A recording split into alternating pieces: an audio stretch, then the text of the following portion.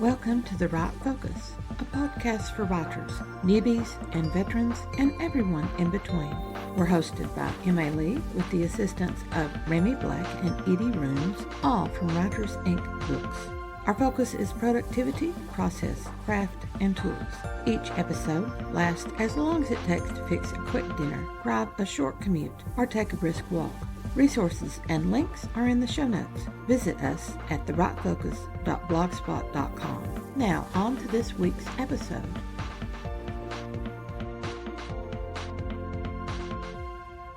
Hi all, time for check-in number 7 of our Summer Writing Challenge.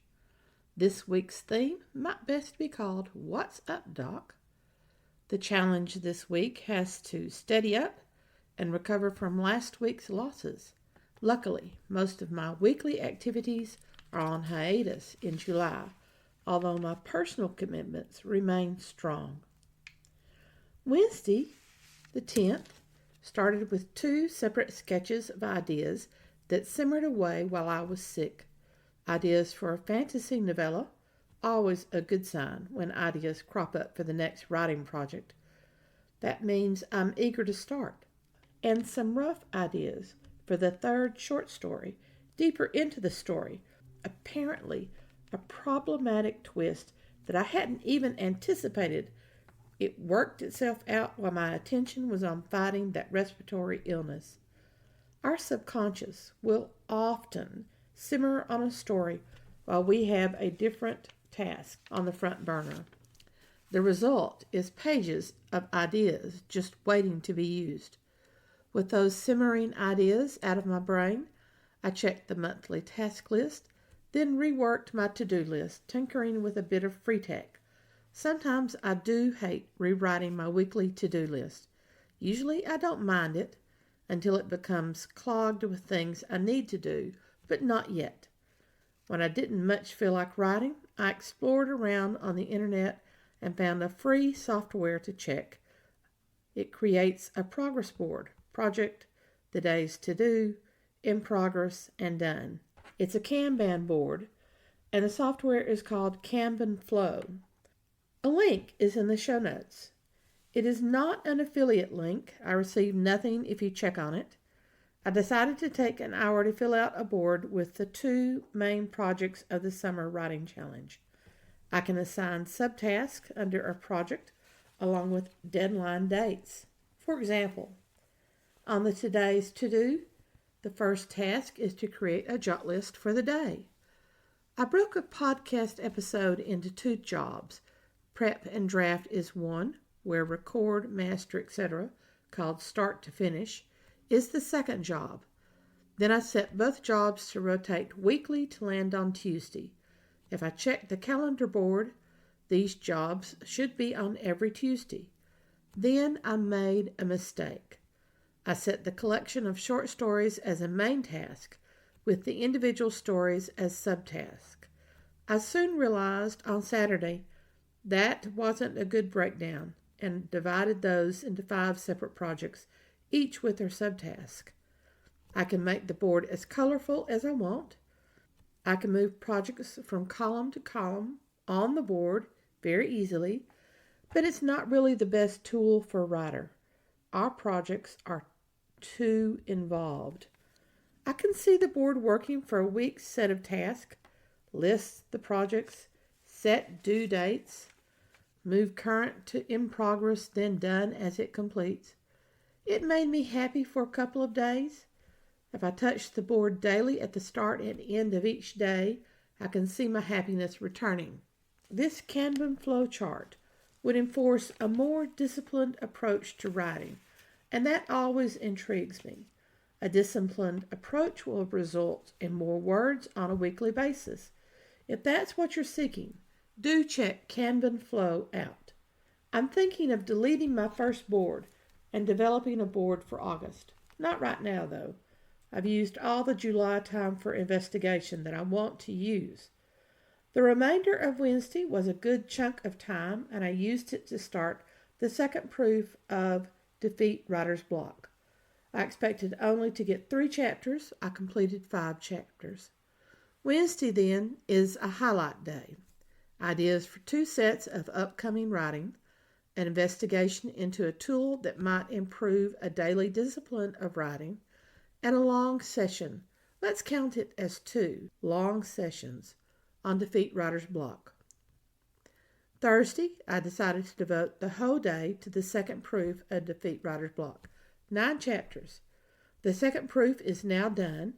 1 more proof to go, a slow and careful proof. I found few corrections to make, which is always worrisome. You realize you've proofed 5 pages or more without finding a single error, and I second-guess myself and read them over again, only to still find no errors. Friday the 12th is my joyful responsibility, which gives me energy and impetus and purpose. Always fun, but woo, I'm tired. After the great ideas on Wednesday, I started Saturday with great eagerness for the 3rd short story, only to stare at the page for 30 solid minutes. It was as if my hand was locked. I pushed away and pulled up a taped webinar that occurred while I was sick, one of 2 that I missed. I let it slip past because I knew my brain wasn't working well while I was sick. 2 hours and copious notes of learning, always a good thing. I incorporated the notes into a folder. I've learned to do this as soon as possible, or the notes just linger on my desk until I have a clean out and throw them away. Once in a folder, I can consult whenever necessary, and the learning is not lost. The rest of Saturday was fun time. Sunday morning until well past noon, my time is not on writing. Once I could turn to writing, I turned back to the 3rd short story, with trepidation, I admit. After working out major movements and getting a great idea, I then encountered a lockdown on Saturday. I started putting pen to paper on Sunday. Words came out, a drib, a drab, a little rush, then drop by drop. This is not good. There's no flow. I walked away, literally took a walk. Then I put away some laundry, a health break, a boring task completed. When I sat down again, I started again. Same words, but by the end of the 3rd paragraph, the words were flowing in the direction I wanted. It was getting past that 2nd paragraph that was the key. This start is very rough, and I'll have to redo the opening pages, and I need some research, but I'm finally into the story that I wanted. Monday began with reworking the first rough pages of the short story. I wrote 1,600 words in all. I'm still happy with the story, but my hand is tired. I'm not out of words. I created a jot list to restart the writing, but my hand is tired and my head hurts. I pulled up the 2nd webinar that I'm behind on. Not as many notes. It was more confirmation that what I've been doing is in the right direction. I need to turn up my efforts. Then I started the 3rd and final proof for Defeat Writer's Block. Only 2 chapters, though, before my eyes started crossing. Today, this morning, Tuesday, I tried to have 2 sessions on the short story. The first resulted in about 850 words, very rough. The second, not so many words. Since I was struggling, I stopped for research. Medieval churches in Nottingham. An old map of Nottingham, not from the Middle Ages, but it gives a rough idea of the town and castle and churches. Medieval lock boxes and how blacksmiths tried to keep them from being lockpicked, and how that was impossible, so the tricks blacksmiths used to hide the locks, and keys and ward locks. The ancient Greeks and Romans had keys and rather sophisticated locks, and I have no idea why that fact had never occurred to me. People who work hard for something want to keep it safe, and have tried to do so for thousands upon thousands of years. At some point, I needed deeper research into banks and banking in the Middle Ages. This is definitely not what I expected I would need to research. We writers can take poetic license, I guess it's more properly called narrative license, in our telling of a story. Yet certain things the audience will always expect to be accurate, and we shall certainly hear of it when we get a common fact wrong. For example, Robin Hood and his outlaws are medieval bowmen of their time.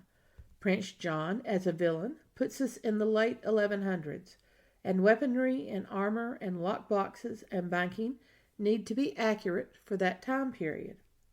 I'll spend the rest of today on this podcast, record and edit or master it, and build the episode, then convert it into an MP3, all using Audacity, which is a free recording software that is adequate for podcasters and audiobook narrators' needs. If we were mixing music, we need a better program, but Audacity works for plain audio. The Dell laptop I use has a flat sound that can go tinny in the higher tones, but it's adequate for plain audio. I need to create the promotional copy that accompanies the audio on the podcast service, as well as YouTube, a thumbnail for YouTube, then its upload and post, all of which sounds simple, but requires tinkering and consumes time. And that's the week. Where are we in the summer challenge? Well, failure number 1, I'm far behind on the audio files, the part of the project 2 that was going to take so much time. Achievement number 1, the second proof of defeat writer's block is done, one more proofing to go. I need to consider promotions for defeat writer's block and plan publication. The audiobook usually requires 10 to 14 days to clear its first hurdle and publish, so I'll shoot for an early August upload date. The ebook and paperback version will publish on the upload date. I wanted to publish the 5 short stories in July, 1 story a week with the collection in the last week. That was a quick failure. I reset my date for August and thought to match its date with the previous collection a couple of years ago, but I admit August will not work. I'll have to delay to September. My struggles with these short stories are causing a bit of unexpected self-analysis. Last year's short puzzle mysteries with Isabella Newcomb were easier to write, focused on a single character, and much like one flowing story, just episodic. These short stories feature a different character in each, and setting and resetting my brain into each new perspective is awkward. The theme remains a problem too. At least, I continue to blame the theme for gritting my teeth as I have launched into 3 separate stories now. All 3 have a harder edge that I sought, and I'm pleased with now the stories are working out. But that edge puts me in a mood that's hard to break out of. That mood is hard to explain. It's like the difference between the high-energy third movement of Vivaldi's Summer and Bach's heavy organ toccata and fugue in D minor. I don't grit my teeth with Vivaldi. I close my eyes and soar with the vagrant wind. Tomorrow, I'll tackle my problems in the 3rd short story again and complete the proof of the 2nd short story, all finished save for publishing. For now, I have a headache just thinking about Bach and organs.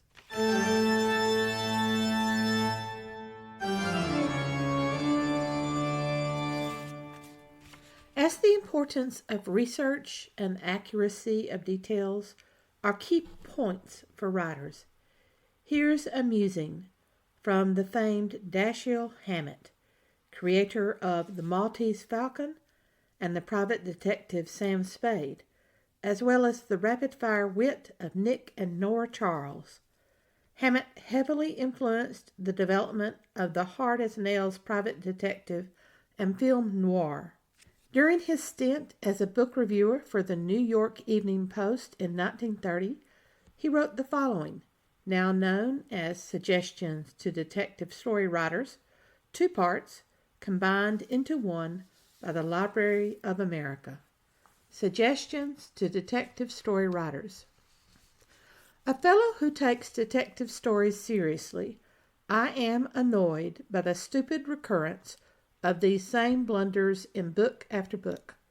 It would be silly to insist that nobody who has not been a detective should write detective stories, but it is certainly not unreasonable to ask anyone who is going to write a book of any sort to make some effort at least to learn something about his subject.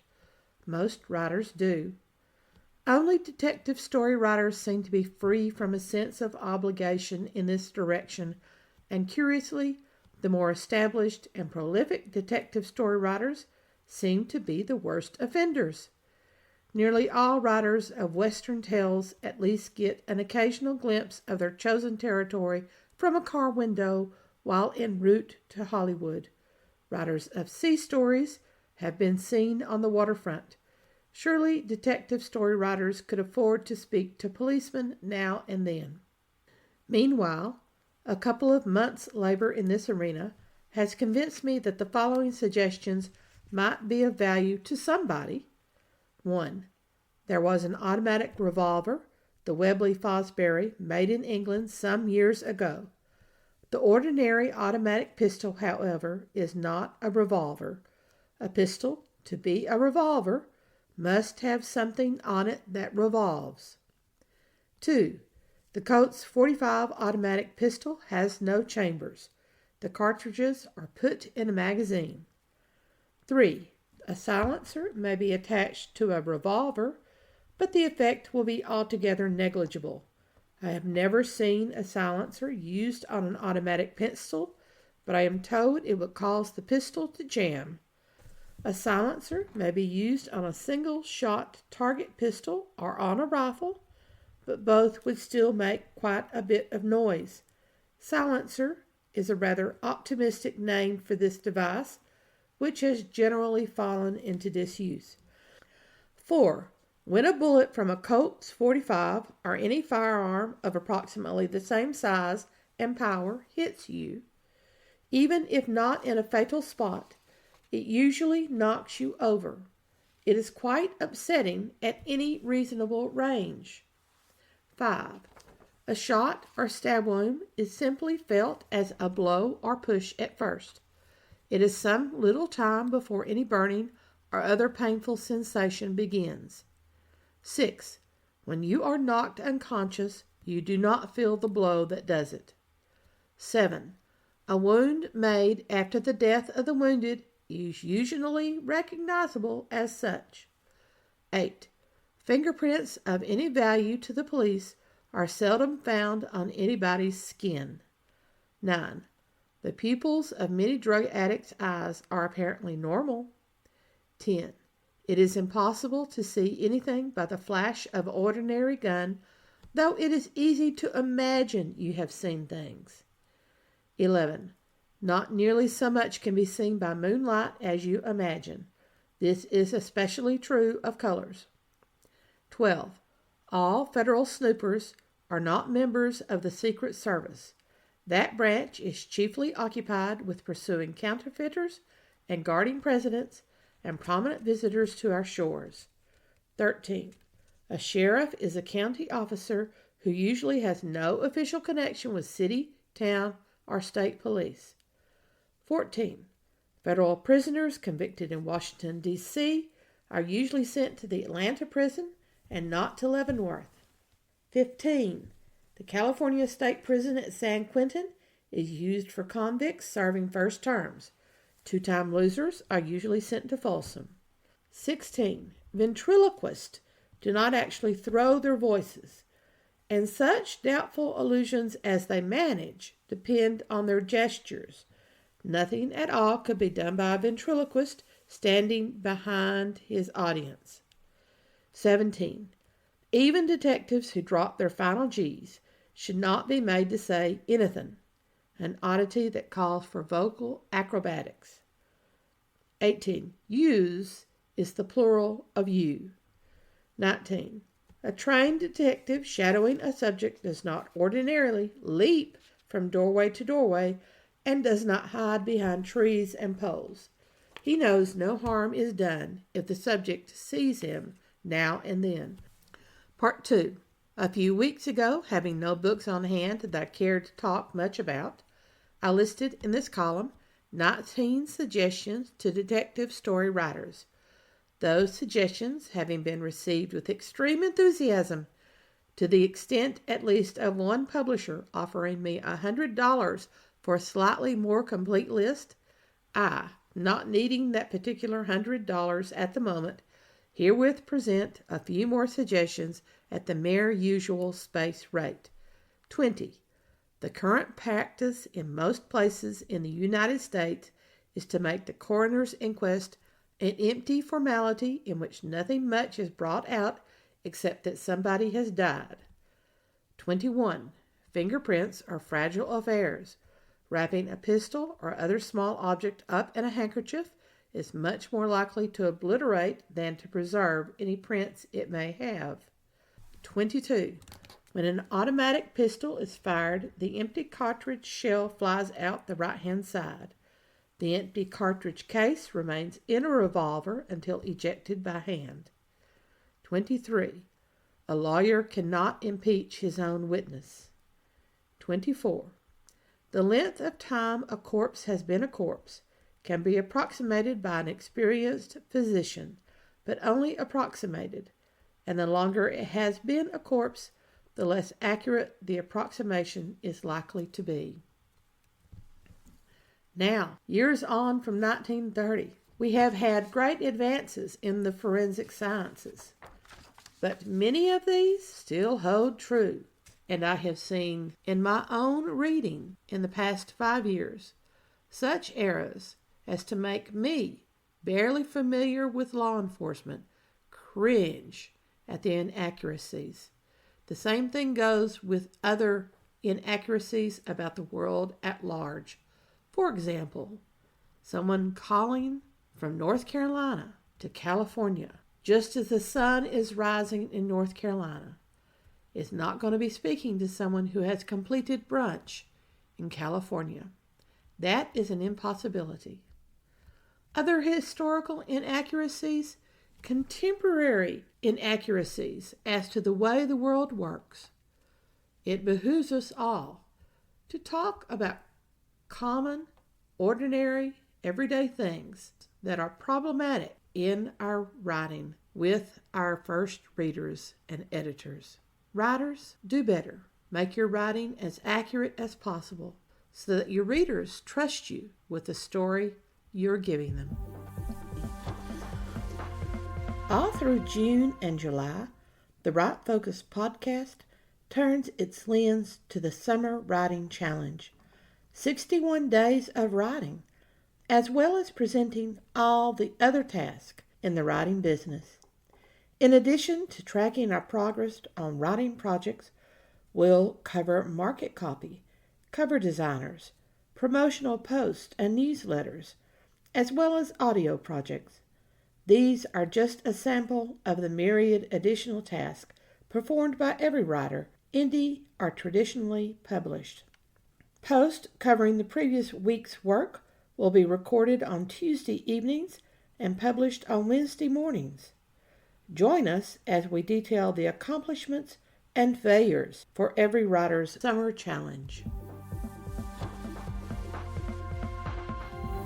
Thanks for listening to The Right Focus, a podcast for writers at all levels, hosted by Emma Lee from Writers Inc. Books, assisted by Remy Black and Edie Runes. Our focus is productivity, process, craft, and tools. Music is licensed through Audio Jungle, called Background Music Loop. Its creator is Alexander Polishchuk, known on Audio Jungle as Plastic 3.